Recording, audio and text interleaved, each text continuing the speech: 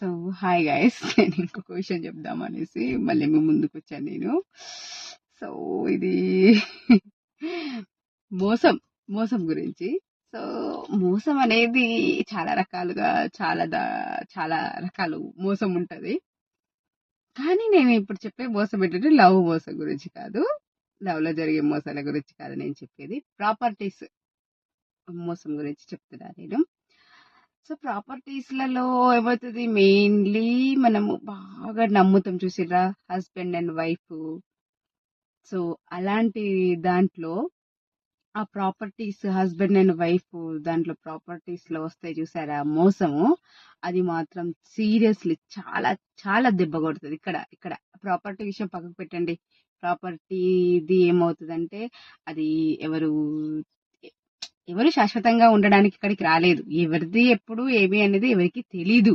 కానీ మనకు ఈ husband and wife properties issues జరుగుతాయి చూసారా, అది ఎంతవరకు తీసుకుపోతుందంటే మొత్తం నమ్మకమే పోతుంది.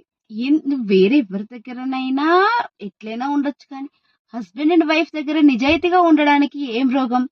నిజాయితీగా ఉండి నీ వల్లే నాకు ఇది వచ్చింది, నీ వల్లే నాకు ఇది అయింది అనేసి ఒక మాట చెప్తే మేబీ పాజిటివ్ రెస్పాన్స్ వస్తుంది కావచ్చు. కానీ లేదు, ఇది నీది కాదు, ఇది నాది అని అన్నప్పుడు ఎదుటి పర్సన్ కి ఎట్లా అనిపిస్తుంది? మోసం ఒకటి, ఈగో ఒకటి, ఎన్ని క్లాషెస్ వస్తాయి చెప్పండి. సో నేను ఒకటే చెప్తున్నాను, కపుల్స్ మధ్యలో అది ఎవరైనా అనొద్దు కదా, కపుల్స్ అంటేనే భార్య భర్తలు.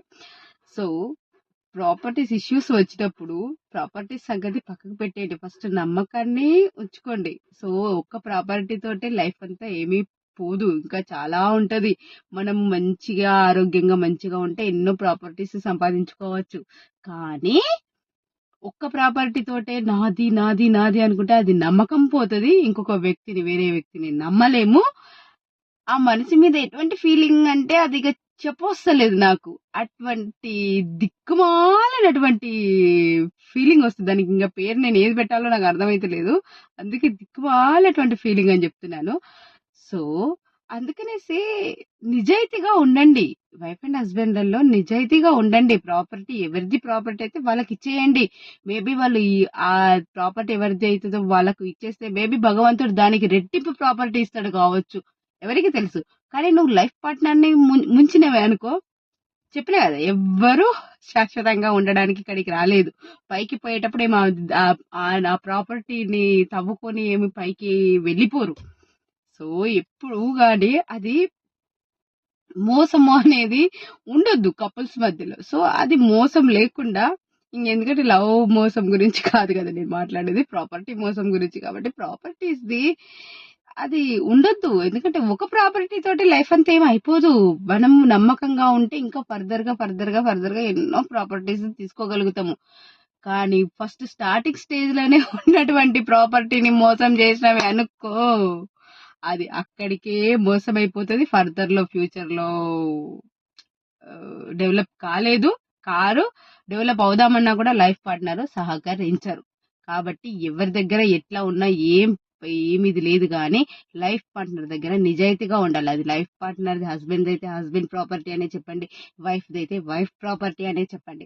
అట్లా చెప్పడం వల్ల ఒక నమ్మకం, ఒక పాజిటివ్ రెస్పాన్స్ వచ్చి దాన్ని వదిలేయగలుగుతారు. లేదు అని అంటే ఇంకా అది ఏం చేస్తారనేది వాళ్ళది. కానీ ఒక నమ్మకము, ఒక పాజిటివ్ ఒపీనియన్ అనేది ఉంటుంది చూసిరా, ఆ ఫీలింగ్ ని మాత్రం పోగొట్టుకోవద్దు, ఎప్పుడు పోగొట్టుకోవద్దు.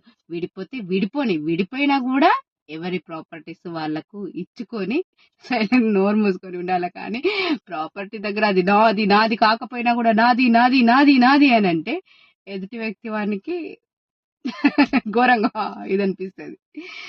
సో అది చెప్దామని.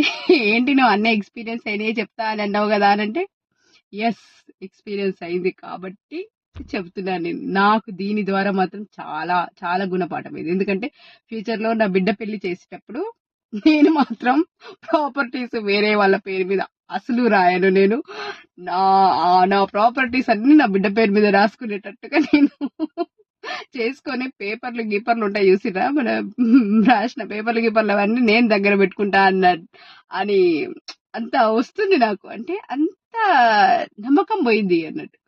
సో అందుకనేసి కపుల్స్ మధ్యలో ప్రాపర్టీ ఇష్యూస్ రానివ్వకండి. నిజాయితీగా ఉండండి. ఎవరి ప్రాపర్టీ అయితే వాళ్ళకు ఇచ్చేసుకొని హ్యాపీగా విడిపోతారా విడిపోండి, కలిసి ఉంటారా కలిసి ఉండండి. కానీ అనవసరంగా బ్యాడ్ ఒపీనియన్ తెచ్చుకొని బ్యాడ్ ఫీలింగ్స్ పెట్టుకొని విడిపోవడం వేస్ట్. నాకు తెలిసి ఎందుకు ఎవ్వరు శాశ్వతంగా ఉండడానికి రాలేదు. మోసం చేసినోడు పైకి పోతాడు, మోసపోయిన వాళ్ళు పైకి పోతారు. కాకపోతే వెనుక ముందు ఎవరి కర్మానుసారం వాళ్ళు. కాబట్టి కొంచెం మంచిగా ఉండండి.